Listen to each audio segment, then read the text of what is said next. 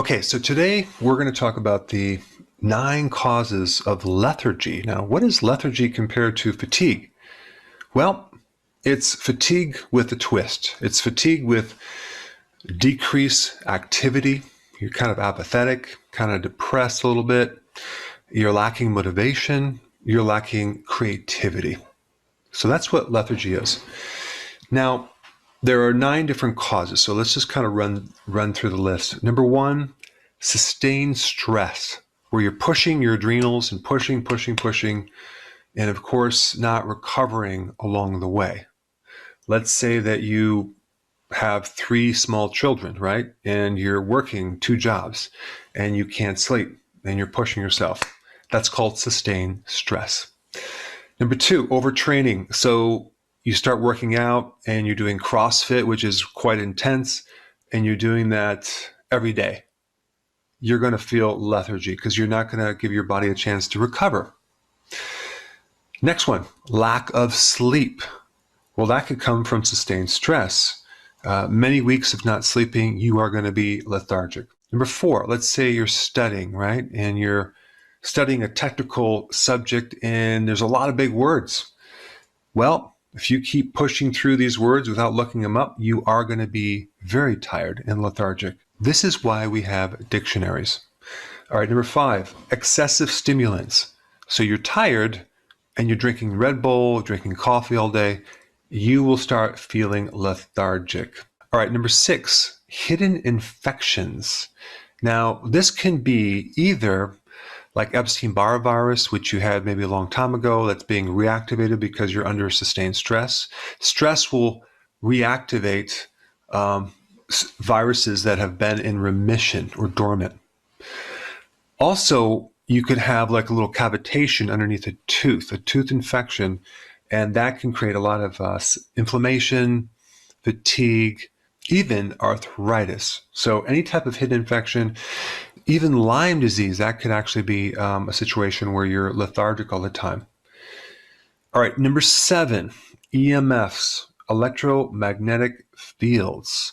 I've done different videos on this topic. I'm going to do more, but this thing right here, if you're like on your cell phone all day or you're in front of your computer all day with your headphones, you are going to feel lethargic. Now, I'm going to give you a lot of solutions for that.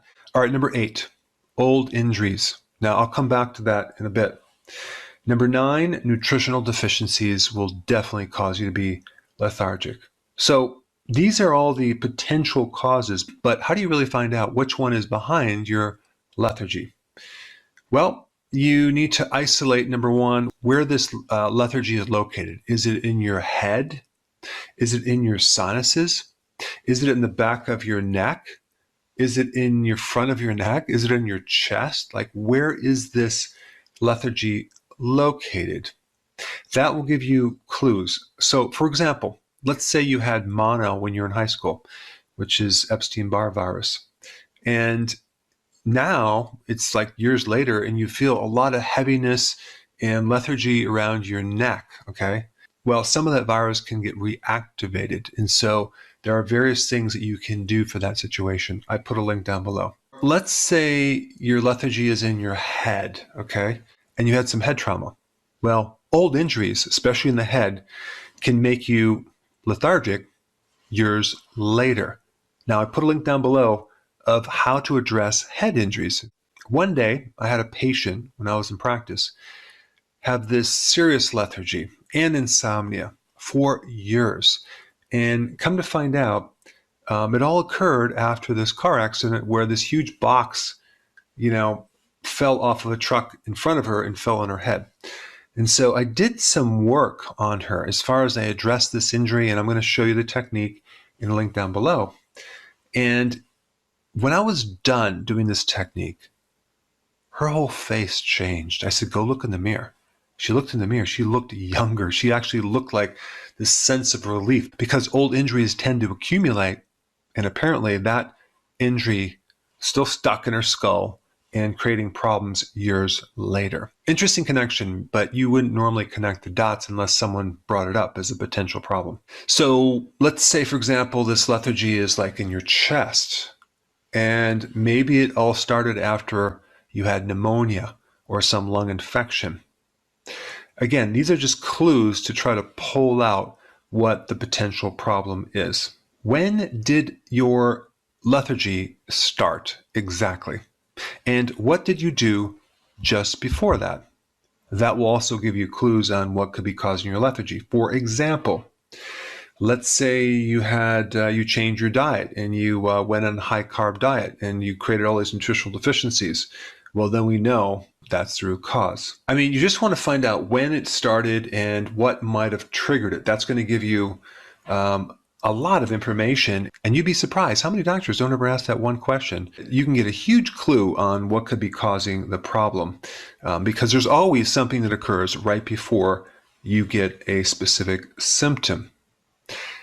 And then what I would recommend is test out one theory at a time and see what it is. So for example, if you think it's overtraining, stop exercising for a week and see if your lethargy goes away. Let's say there's a hidden infection. Well, you can take oregano oil, garlic, which can actually help your immune system, and see if you feel better.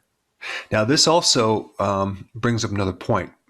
I've had patients come in and tell me they go to the doctor, they're given an antibiotic, and they have all these positive benefits like energy, and their arthritis goes away when they're trying to handle some bacterial infection, but all these other benefits come up because they had this other infection going on at the same time that was zapping their energy.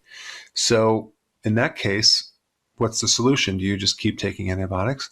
No, you build up your immune system. You take natural antibiotics like oregano and garlic and clove and even thyme. All these things can actually clear out infections, not to mention going in on a long fast can do it as well. So you just want to go down the list and start to rule things out. EMF, electromagnetic fields. Let's say you stay away from your computer for a couple of days and oh my gosh, you feel so much better because you change your environment. So anyway, these are some tips, some things that you can do, and also some additional possible causes that you may have not have thought about. And additionally, some potential causes that maybe you weren't aware of.